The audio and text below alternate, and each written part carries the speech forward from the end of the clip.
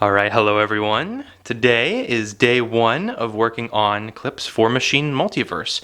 If you don't know what Machine Multiverse is, it's basically a multi-builder collaboration. Like a bunch of us get together, we all make a couple clips, and it all gets put together in one big screen link. It's like one massive collaboration. The first sort of iteration of this was 11 Builders Collab 1, which came out back in early 2016, and I participated in that as well.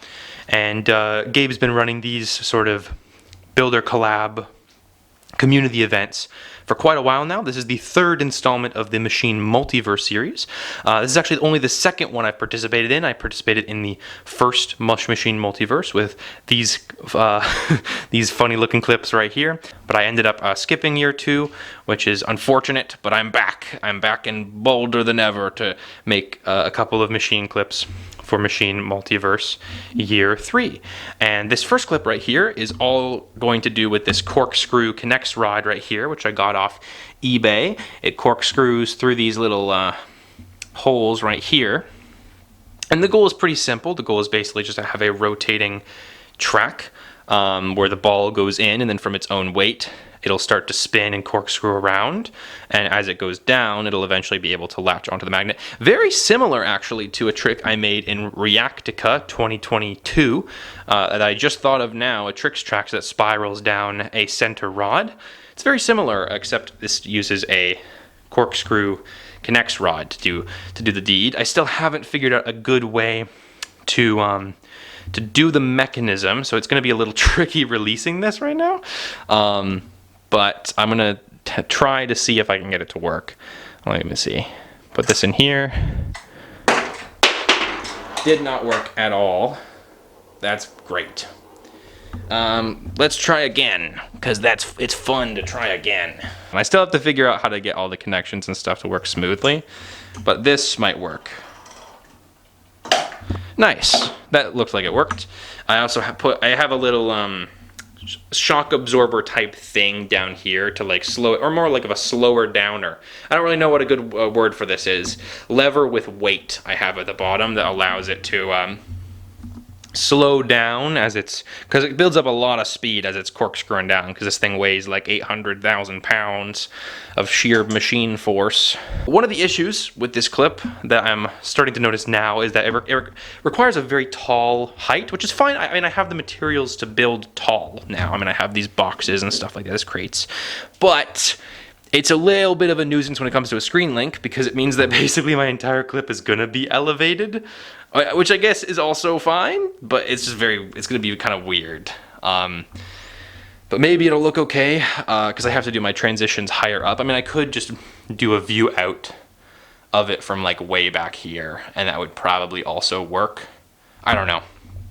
I will think of something, and if I don't think of something, then you'll never see this. Actually, no, you will. It'll be fine. All right, so believe it or not, the trick is done. The actual connections and end and start transitions are not done yet, and that's because I actually don't know what they're going to be yet, because I need Gabe to text me as to what he needs me to fill in for those connections, because we haven't really determined where this trick needs to go in the video yet. But aside from that, the trick itself, the ball entering the track trick and leaving the track trick, all of that is fully connected and seems to be working very well. So I'll demonstrate that right here of where it's looking right now. And there's a couple things I'd like to talk about, because it's very interesting. I don't know if I actually talked much about the mechanism yesterday. I mentioned that I got this spiral connects rod on eBay, but I never really described how it works.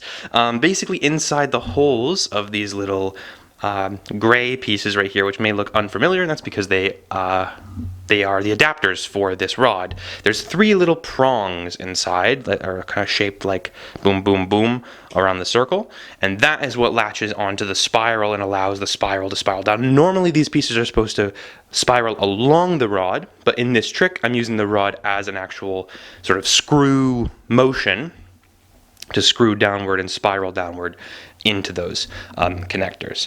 So that's how the actual rod spirals, and then just the fact that it's very heavy is what allows it to spiral down easily. The reason it's able to work in the first place, you might have wondered how it actually triggered when the ball went into the cup, and it's actually very interesting. So there is a simple little rod lock right here.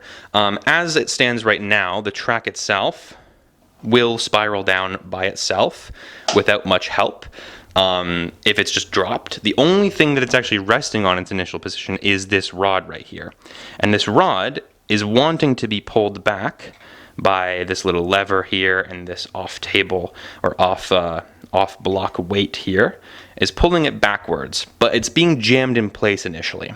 The only thing that can set it out of place is this track being balanced, because in the initial position, this side of the track, which has the weight on it, is resting on it. And so it's the heavier side of the track, and so that's what's jamming it in. As soon as the ball goes into the cup, the track actually becomes balanced, and this rod is able to be pulled back because it's no longer needed for the support of the track. The track is then being supported by the spiral, except then the spiral obviously starts spiraling and sending it slowly downward. So that's how that works. How does the ball stay inside the cup? Well, there's two really interesting things. One is this little dab of hot glue. You can see that is actually essential to it staying in. It's actually very important that it's on the left side because the track spins clockwise. And what that means is that the ball or the track is spinning towards the right. And so it's jamming the ball into the left side of it. I mean, the ball will stay inside normally as is. You can see that it stays inside pretty easily, but it's able to also come out pretty easily. And the second reason is quite straightforward. It's just centrifugal force will keep the ball in after it starts to spin faster. All right, so the machine is finished.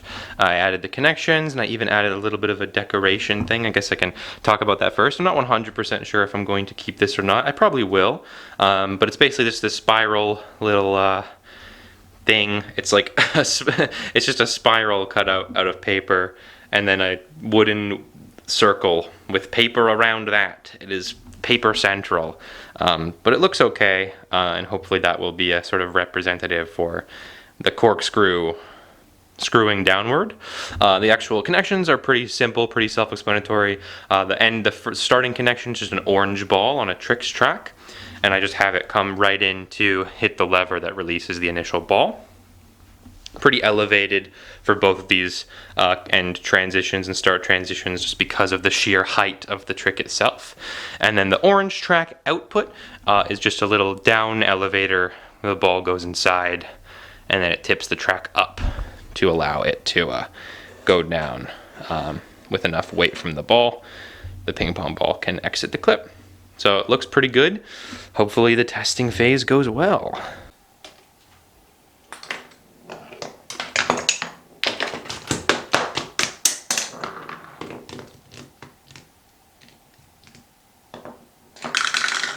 Alright, so this is day one of me working on my second Machine Multiverse clip. So far, I've basically just placed a dice down on the table, but I'm not referring to this dice. I'm actually referring to this one right here. And you can see I have these basically arts and crafty dots that I plastered around these wooden tiles. They're actually these wooden tiles right here that I just cut out some white paper and put that on, as well as cut out some black dots to give it that sort of aesthetic dice look. And you may be asking, what is this? Why do I feel like I've seen this before? Well, I've made a clip like this in the past that involved an unfolding cube, because that is what this is, to provide a bit of context. None of it is secured in place right now. I just built these hinges in a very specific way, which I'll describe in just a second. So I've made an unfolding cube trick in the past for 11 Inventions 8. The difference between this one and that one, outside of the dice decoration, and the reason why I actually wanted to make it again, is because the original one did not use the path that gets laid out by the actual unfolding cube as a track. And so I want to try to make a track that goes along this for a ball to roll down and have that sort of be my spice up for the trick. So far all I've done is I've sort of improved the hinges to make this possible, because in order for there to be a track, there has to be space in between each of these hinges for the ball to roll down. And that's what this space is right here. So the ball should be able to roll along through all these surfaces. My actual full plan for the pathing of the trick is I want to have the ball first roll down on top of it, almost like these dots, almost like the dots on top of the cube being an indicator for rails on the 6 of the dice. And then I want it to roll off the side on a track that lifts up, go around the front, and then some sequence will happen that will, the unfolding will happen, and then the ball will roll down. I don't know how and in what sequence that will take place, but that's what I want to have happen. All right, it is day 2 of Machine Multiverse Clip 2. I've gotten quite a lot of progress done. It's kind of hard to see that because most of the progress I've gotten done is inside this cube right here.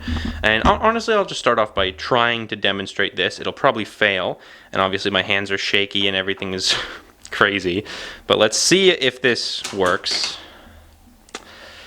Came unglued. Yeah, so that makes me very upset because if that happened, that means it came unglued in one place, and I don't like gluing this. But yeah, the first thing I did today was put these little barriers and tracks in, these custom black and red tracks in as a way for the ball to go down, which looks pretty cool. And I'm pretty happy with them, and they're self-contained within the cube itself. I'm still upset. And then the lever, was this so difficult to make? I spent 3 hours! 3 hours! Why? Why is it so hard to make a simple like weight distribution lever that's in a resting position and then it flicks up? I've made like 20 before. Why was this one so hard? And it's still not done. It's still not done. Also, there's an off-table string here. Ha ha ha ha. But you can't find it, but I can't find it. Apparently I can't find it. Here it is. Wow. Wonder if that's going to need to be replaced. Maybe. All right, this is day 3. The trick is almost done. It's in a little bit of a half-toppled state right now. I'm definitely a little less frustrated than yesterday. I'm still running into the issue of the dice itself coming unglued way too easily, but it's not as prevalent of an issue as it was yesterday. I was actually able to get quite a bit of connection work done. I'm not really able to show off all of that right now. I can show off, I guess, a little bit of it here. So in the initial state of the dice, what I wanted to do for the path was have the ball roll on top of the dice, then it goes off to the side, the dice unfolds the track, and then the ball rolls along the track. Seemed like a simple thing in my mind, but it's a lot more complicated when, at least for me, when I did it in person. One of the complicated things was having a track that shifts off to the side after the ball runs along this front side of the dice. This track has to shift back, and it does, like that. And right now I just have it pushing a black ball here, which I will probably replace with a connection that will be a little more instantaneous. But I haven't really decided on that yet because I don't. The tipping mechanism for the dice is another one of those tricky things that's hard to get exactly right, and it's hard to also position right as well, because these things don't really lock on to the sides of these squares super well. If it's in the perfect position, then it works perfectly, but it's hard to kind of get it into that position.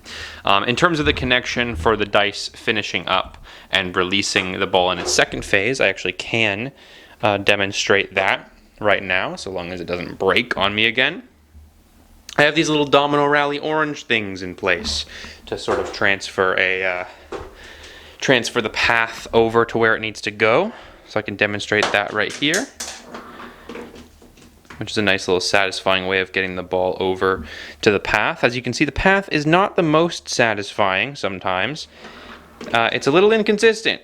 Sometimes it'll work perfectly. That time it was perfect, and other times it'll kind of get stuck along the paper. It'll make it to the end about 90% of the time, but it only looks satisfying about like a third of the time, so that's probably going to be an issue when it comes to filming. I also added a little bit of the end transition here with these cups that are going to fall over like dominoes. The main issue I was running into is I'm trying to knock off a weight here to pull this string, but when you do weight releases that are where there's a height difference between the weight dropping and then pulling, it can have too much force sometimes, and it can risk things coming apart, and I don't want that. So what I might do instead is have a string wrap release, because those are traditionally much smoother, and I've used them before, and they usually look a little bit better. All right, the clip is done, and I'm ready to start filming now. The clip itself looks like this. I guess it looks surprisingly a little bit empty when when it's fully reset like this, but this is what it looks like. The paths are fully finished. I decided to do a little lever trigger to do a string release. I replaced the weight drop from yesterday. It has a string loop that gets unlatched by, there's a little rod that flicks out, which gets flicked out by this lever right here, which has this on the end to give it plenty of weight to unlatch it. Heavy weight on the end to start the flipping chain. The way that this lever over here actually works to flip it this way, when it's heavily weighted here, is there's a little flipper underneath that gets pulled by an invisible string, by some fishing line. It's already being pulled heavily, so as soon as there's any pressure on this, that'll get pulled out and it'll flip up.